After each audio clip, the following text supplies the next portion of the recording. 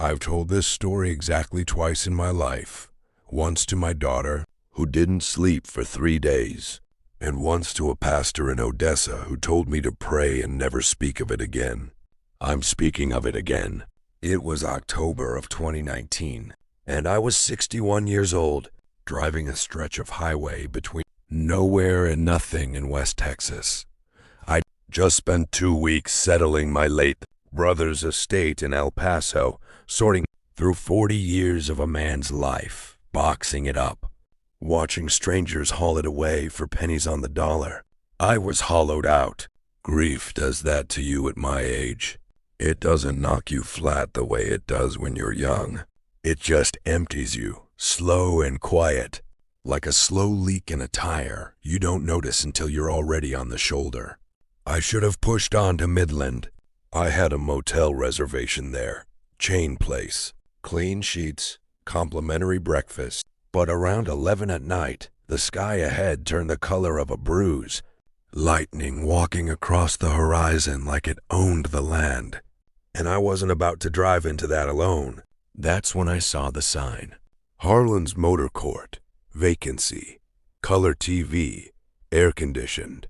The sign was the old kind, backlit orange, with a few letters flickering. The A in vacancy blinked on and off like it couldn't make up its mind. The motel itself sat about 100 yards off the highway. 10, maybe 12 units arranged in an L shape. A small office at the front with a yellow bug light burning above the door. There were no other cars in the lot.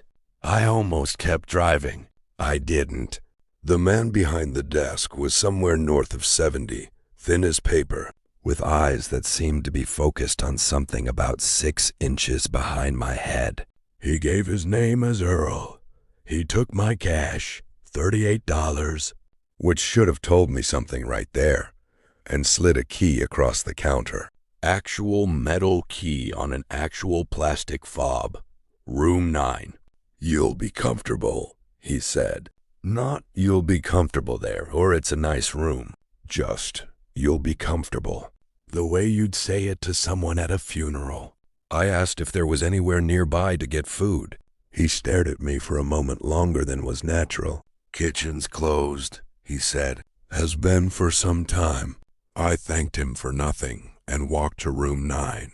The room smelled like cedar and old cigarette smoke and something else underneath. Something mineral, like wet stone or an old well. The carpet was rust-colored, which I told myself was a decorating choice. The television was not color, whatever the sign claimed. The bed was made tight, military corners, and on the nightstand sat a Bible and a glass of water I did not pour. I didn't think much of the water. I was tired. I pulled off my boots, set the chain lock, and lay down on top of the covers still dressed. I was asleep inside of 5 minutes. I woke up at 3:13 in the morning. I know the time because the red numbers on the bedside clock were the brightest thing in the room, and I woke up because something was wrong with the sound. There was no sound. Not wind, not highway noise, not the hum of the AC unit. Nothing. The kind of silence that doesn't occur naturally. The kind that feels applied. And then, from the room next door, room 8, I heard footsteps. Slow, deliberate, back and forth, the same path, like someone pacing. I lay there and listened and told myself it was another guest, an insomniac, someone else running from something. The walking went on for what I estimated was 4 or 5 minutes, and then it stopped, directly at my wall. I didn't move. I don't know how long I stayed like that, rigid, listening to the silence press against the drywall. Eventually, I convinced myself it was nothing, rolled over, and tried to sleep.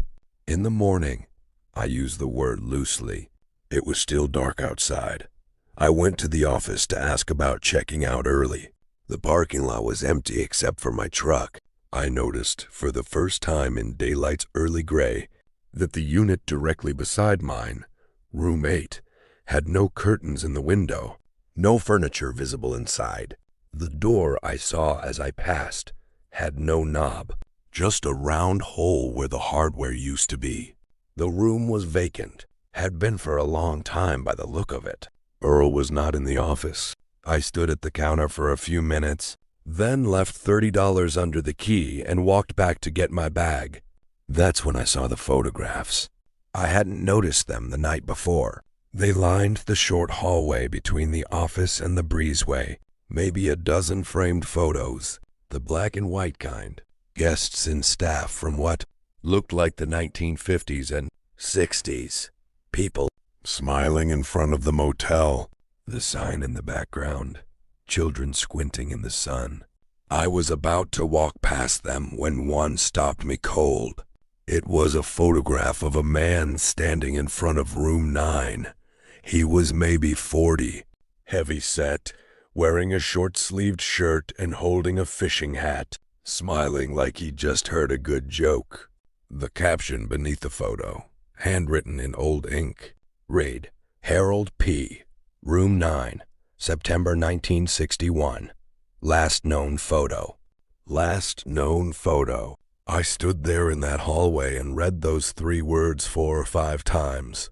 Last known photo. The kind of language you see on missing persons flyers, on milk cartons, in police files. I left fast. I made it about 2 miles down the highway before I had to pull over. My hands were shaking badly enough that I couldn't safely hold the wheel.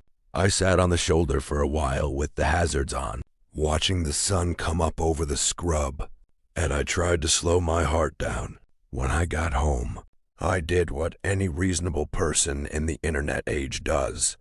I looked it up. Harlan's Motor Court, Rural Route 7, west of Nutrice, Texas.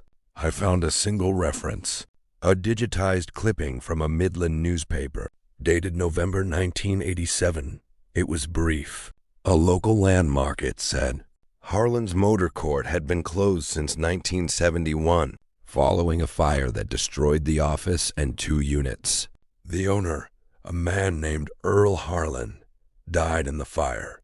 The property had sat abandoned for 16 years at the time of the article's printing. Abandoned. Since 1971. I've driven that stretch of highway 3 times since then. Once on purpose, twice because I had no choice. The second time, I slowed down near where I remembered the sign. There was nothing there. Just flat West Texas hardpan, a crumbling concrete foundation mostly swallowed by mesquite, and the ghost of an asphalt lot gone to weeds. No sign. No office. No room 9. But I still have the receipt I wrote out for myself when I slid that money under the counter. $38, room 9, October 14th, 2019. And I still wake up sometimes at exactly 3:13. Listening. Have you ever stayed in a hotel that felt wrong the moment you walked in? Share your story in the comments below. I read every single one. And if this kept you up tonight, subscribe. I've got more true stories where that came from. And I promise they only get stranger.